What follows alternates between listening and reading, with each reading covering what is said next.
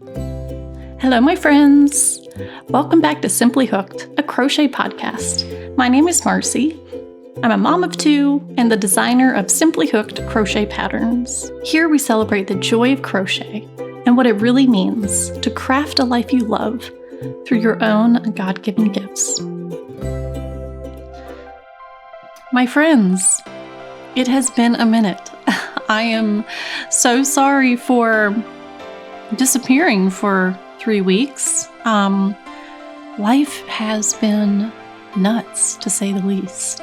Our family is going to be relocating this summer from North Carolina back home to South Carolina, which I am stoked about.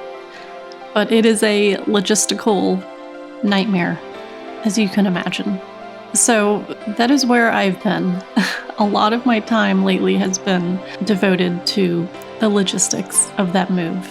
I'm thrilled to be going home. I'm from the beautiful low country of South Carolina. If you have never been, you've got to go. It is a special place. So it'll be a crazy summer, but in the best of ways. So there's my life update and why I have been gone for 3 weeks. So I wanted this next episode to be one of those research episodes. So I'm coming to you as someone who got curious. I went down a rabbit hole and then I thought, okay, this is actually really interesting and I think my people would like to hear about it. So today we're talking about hand-dyed yarn. I only ever knew about hand-dyed yarn from this Instagram account I used to follow like 10 years ago.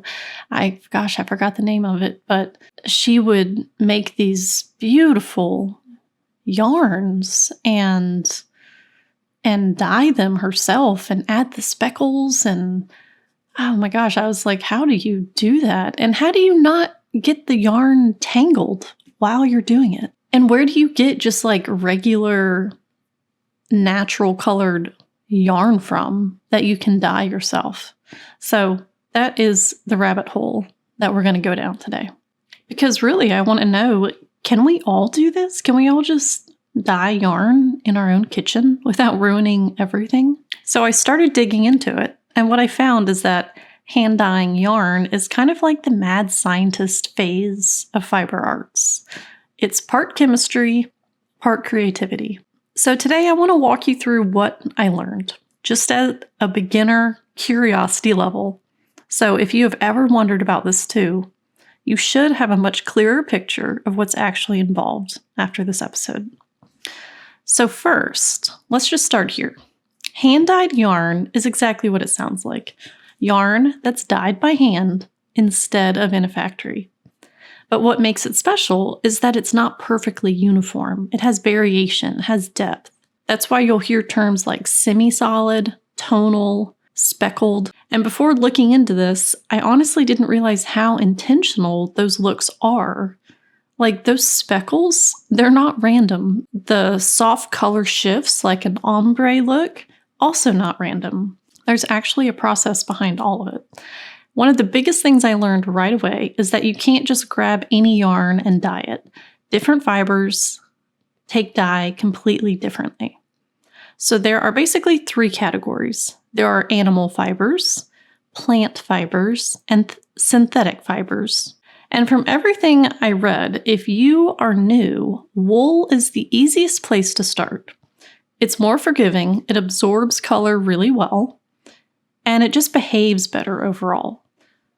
Which makes sense because apparently the dye actually bonds to the fiber in a specific way, and that depends on what the fiber is made of. So already I was like, okay, this is more sciencey than I was expecting.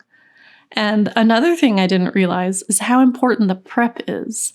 Even if yarn looks clean, it could have oils on it that prevent the dye from sticking. So the process usually starts with putting the yarn into a loose loop, get little ties to go around, to place around it like every 6 inches or so that none of the strands come out and get tangled. So then you would soak it in water for like 30 to 60 minutes. And if you're dyeing wool, you add something acidic like vinegar or citric acid. And the whole goal here is to fully saturate the yarn so the dye can soak in evenly, which makes sense, but also feels like one of those steps that determines whether your final result looks amazing or not. So this is the part that felt the most fun to learn about because there isn't just one way to do it. There are a few main methods, and each one gives a totally different look. So immersion dyeing is the simplest. And this is what the person I was following on Instagram, this is what they did. It's very satisfying to watch videos of this. You basically put the yarn into a pot of dye. If you leave it still, you get more variation. If you move it around, you get more of a solid color. Then there is hand painting, which honestly sounds like the most creative option. You lay the yarn out and apply dye with squeeze bottles or brushes. And that's how people create those bold, multicolor skeins or even yarn that stripes in a specific way. And then there's speckling. You sprinkle dye powder onto damp yarn, and when it hits the water, it kind of spreads and separates into different colors. So that's what creates those little colorful flecks that you see. So after the dye is on the yarn, there's a whole step where you have to set the color. And this is where the heat comes in. From what I understand, the heat helps the dye actually bond to the fiber. And apparently you can tell if it's working because the water goes from colorful to clear, which is so interesting. Like the yarn is literally absorbing the color. And you can do this on the stove, with steam, or even in the microwave, depending on the method. But one thing that kept coming up over and over is don't let it boil. Because especially with wool, that can cause felting. And then your yarn turns into something completely different. So after all of that, you still have to wait. You have to let the yarn cool completely before rinsing it, because if you shock it with cold water, it can also felt. And then you rinse it gently, maybe with a little soap, and hang it to dry. And if you have a minute, I found this account. It's called Woolly Mama Yarns on Instagram, and she dyes her own yarn, and she has reels showing her process. Oh my gosh, these yarns are just gorgeous. Like, I almost wouldn't even want to use them. They're so pretty, spun up in the hanks. And if you're wondering, where do I even get yarn to dye? I found a couple websites, but it looks like the one that's the most popular is called wool2dyefor.com. And the 2 and the 4 are numerical. And you can actually search by fiber, so you can find a wool. That's really neat though. I mean, because that would be my first question. Where do I even get yarn to be able to do this? But there are places. There's also Nomad Yarn. That's KNOMAD, nomadyarn.com. These actually look a bit more affordable. They sell single skeins, whereas the wool to dye for, it looked like you had to order in bulk. But this one has skeins for from $12. So after learning all of this, I feel like hand dyeing yarn sits in this really interesting space between art and science. And honestly, it feels a lot more approachable than I expected. So yes, there are a lot of steps. There's a process, but it's not out of reach. We could do this. If you have ever hand dyed yarn, please reach out and let me know. Let me know what your process is. If you have an Instagram account about it, send me the account. I would love to share it out. I mean, if you're a crochet business owner and looking to expand your product line, I mean, this might be something you want to try. If you can buy these bare skeins wholesale and then hand dye them yourself, I mean, you've got a whole business right there. All right, friends, that is it for today. I hope that you enjoyed this episode. We're learning together this morning. But as always, head to my website, marcymade.co, to browse patterns. I am working on a tractor pattern at the moment, requested by my 5-year-old.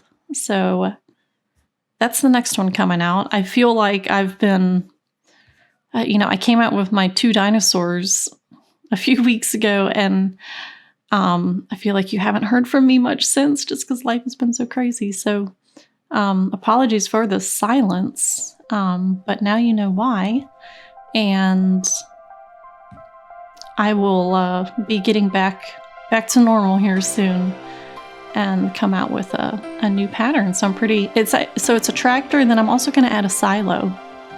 So, and maybe even a barn. I don't know.